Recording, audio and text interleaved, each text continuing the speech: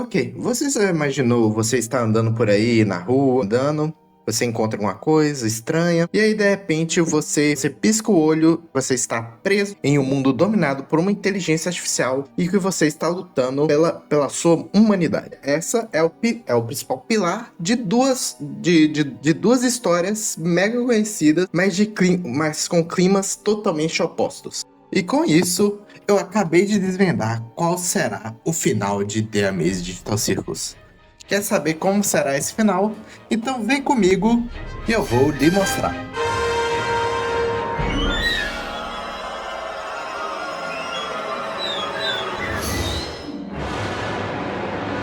Ok, bora lá.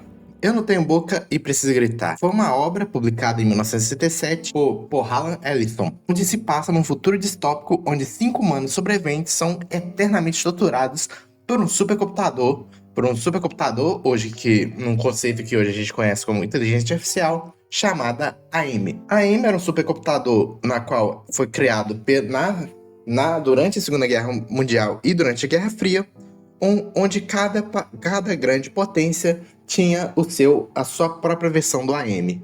Só que o AM, devido a toda essa tensão, ele foi alimentado pelo sentimento mais emocional do ser humano, que é o ódio. Todos os AM foram alimentados pelo ódio do ser humano, até cada um se consumirem entre si, e de repente surgir o AM, na qual a gente acabou com toda a humanidade, mas resolveu poupar a vida de 5 pessoas para usar eles de brinquedo e torturá-los eternamente. Mais ou menos 55 anos depois, Gooseworks apresenta seu projeto para Glitch. Essa animação se torna a maior animação independente do século, The Amazing Digital Circus, na qual mostra a história de Pomni e outros 5 humanos presos por um ambiente virtual bizarro sob o comando de Kane, ou Caim, na qual, repleto de humor ácido e profundo existencialismo, e durante os episódios eles passam por uma série de aventuras dadas pela inteligência artificial. Aí você vai me perguntar, então quer dizer que a Gooseworks ela pegou a Have No More Famous Screen e copiou e fez a própria série? Sim, exatamente. A própria Gooseworks confirmou que a obra dela tem inspirações fortes em I Have No More Famous Screen, que até não se quase até sendo uma releitura do mesmo. Tanto que ela mesma diz, a maior prova disso são as IAs, AM e Kane, na qual a Kane foi totalmente baseado em AM. E não se preocupe, é normal que várias obras famosas sejam uma espécie de releitura de obras antigas. É bem comum isso. Os maiores exemplos que temos no nosso universo de animações é o Rei Leão, que é quase que uma releitura de Hamlet de William Shakespeare. Ou até mesmo passando por live action, tivemos o filme do Joker, que é baseado em 2 filmes, Driver e O Rei do Show, ambos de Martin Scorsese. E que ambos, apesar de eles fazerem a mesma função, a IA dela não é do mal. A IA dela não é programada para causar o mal entre os seres humanos, diferente do AM, que só quer saber de torturar os seres humanos de estimação. Então, se a gente sabe que The Amazing Digital Circus é quase que uma releitura, então eu acho que com essa informação, eu acho que a gente consegue descobrir qual será o final de The Amazing Digital Circus. Seguindo por essa lógica que AM é igual ao Caim, então vamos fazer o paralelo entre os outros personagens. Ted e Pomni, os protagonistas na qual acabaram de chegar no recinto e eles têm uma percepção aguçada do sofrimento, no qual eles acabaram de chegar, e uma visão meio de alguém que estava por fora, eles recebem uma visão totalmente diferente daqueles que já estavam há muito tempo lá dentro. Não é à toa que os dois são os dois personagens que querem achar uma saída daquele mundo. O Ted é aquele que realmente ele que dá o pontapé inicial dessa revolução contra o AM no conto, e a Pomni é aquela que ainda vê esperança na saída, na qual foi a única a ver a saída no primeiro episódio. E vamos falar a verdade aqui, parece que o pessoal esqueceu dessa tal da saída, né, velho? Não vejo mais ninguém falando sobre. Temos também Ellen, que pode ser representada na Agatha, na qual as duas têm uma questão muito grande de adaptação, ou seja, elas conseguem se adaptar em situações que são as pessoas mais empáticas do grupo. A Ellen, infelizmente, ela é a mais oprimida do grupo. Além da história original ela ser a única mulher do grupo, a Amy teve a audácia de transformá-la quase que num objeto sexual. Sim, quando o Ellen entrou na tortura do AM, o AM transformou ela numa mulher na qual a gente chama popularmente de promíscua, na qual aceita facilmente favor sexual dado. Mesmo até um ato normal, consentido, até mesmo ela aceitar facilmente ser abusada. Eu nem posso te contar o pior, porque nem clitorizar tempo. O AM teve a coragem de aumentar a libido dela, só que tirar totalmente o sentimento do prazer. Ou seja, é bizarro. É bizarro o que essa IA fez pra essa mulher. É algo muito absurdo. Já no caso da Agatha, a gente vê esse sentimento dela sempre tentar fingir que tá tudo bem, que tá tudo certo, que vão ficar sempre lá, que vão se divertir. Ou seja, é uma pessoa que tenta fugir dos problemas, fingindo que eles não existem. Só que a gente sabe que os problemas dela ainda tá lá. Anne e Jack são os filhos da puta, na qual ambos são sarcásticos, extremamente sarcásticos com sua identidade. Anne com aquele humor ácido e até bem mórbido, e no conto original ele era um homem homossexual e acabou sendo transformado em um heterossexual. E não só ele foi transformado em heterossexual, como ele é um dos caras que mais explora a Ellen na nossa distopia. Enquanto o Jax, aquela coisa de xingar todo mundo pra fingir que tá tudo bem, sendo que ele tá totalmente destruído por dentro. A gente sabe que ele tá totalmente destruído por dentro, né, gente? A gente sabe que ele tá prestes a ir de ralo. Mas vou dar spoiler aqui. Não vai ser ele que vai ir de ralo no final. Infelizmente. Nindok seria o paralelo com o Kingo. Se tratando da distopia, e se a gente for seguir a teoria mais provável do Kingo, o Nindok era o cientista que ajudou os bigodistas a construir a sua própria versão do AM. Ele veio naquela leva dos bigodistas pós Segunda Guerra Mundial que foram levados para os Estados Unidos depois.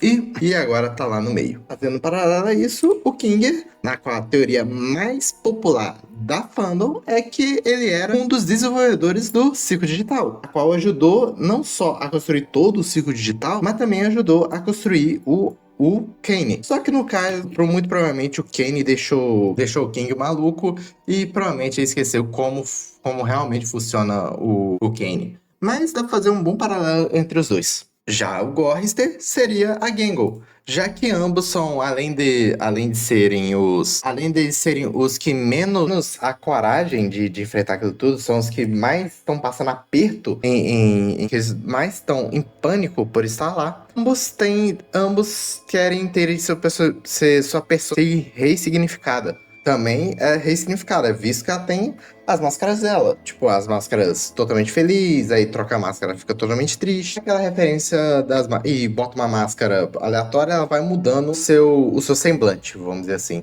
E além disso, ambos estão em busca de um significado para sobreviverem naquele local. Então, agora que nós traçamos totalmente o paralelo entre as duas histórias, vamos desvendar o que será o final de The Amazing Digital Circus. Então, para a gente montar o final de The Amazing Digital Circus, eu terei que mostrar o final de I Have No Moth e A Must Scream.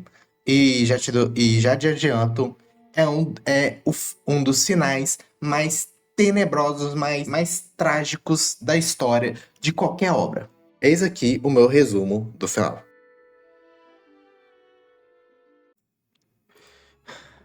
Após uma jornada exaustiva e brutal, os 5 sobreviventes finalmente alcançam as lendárias cavernas de gelo.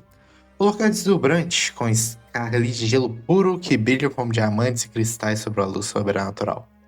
Suas esperanças se renovam quando avistam uma pilha de latas de comida, o objetivo que os motivou a enfrentar inúmeros perigos. No entanto, a euforia inicial rapidamente se transforma em frustração agonizante quando percebem que não há como abrir as latas. Não há abridores. Sua tentativa de quebrá-las contra o gelo se mostram inúteis, amassando-as apenas superficialmente. A fome extrema, intensificada por Amy, e a completa impotência levam a Benny à loucura total. Em um acesso de fúria e desespero animal, ele ataca Gorrister, começando a devorar o seu rosto vivo. Nesse momento de horror, Ted tem uma epifania.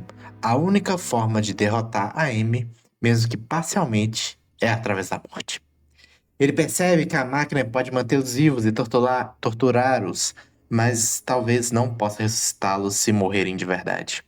Com uma calma terrível, Ted decide agir rapidamente, vendo nisso a única saída para a paz eterna. Ele arranca com uma grande estalactite de gelo, transformando-o em uma arma.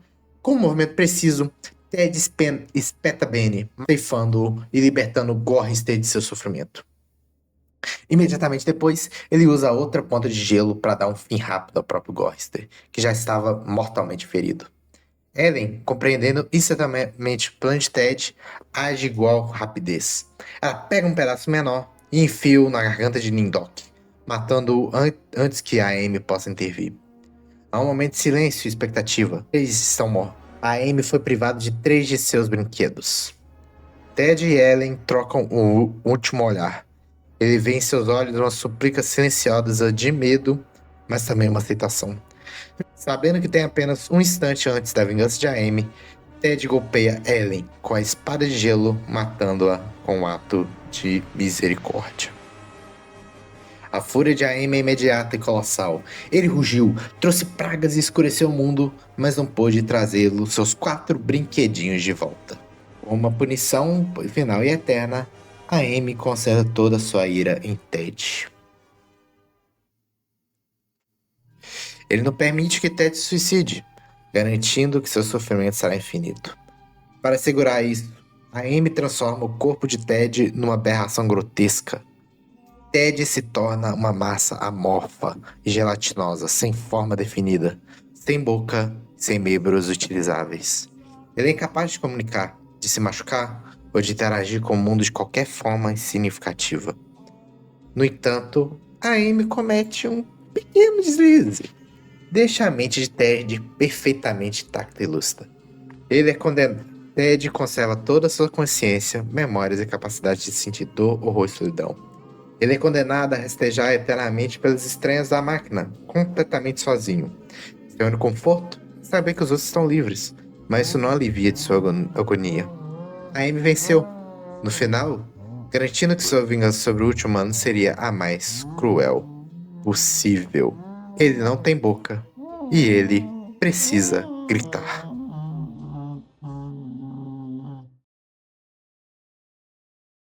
Depois desse final assustador que a gente contou, a gente pode finalmente fechar o que vai ser o final de The Amazing Digital Circus. Vamos fanficar um pouco aqui e vamos falar o que vai ser o final de The Amazing Digital Circus. Pomni vai salvar o pessoal. Definitivamente a Pomni será responsável por salvar o pessoal. Obviamente ele não vai tentar ceifar o pessoal, porque é impossível. Lá é certo que o pessoal não morre lá.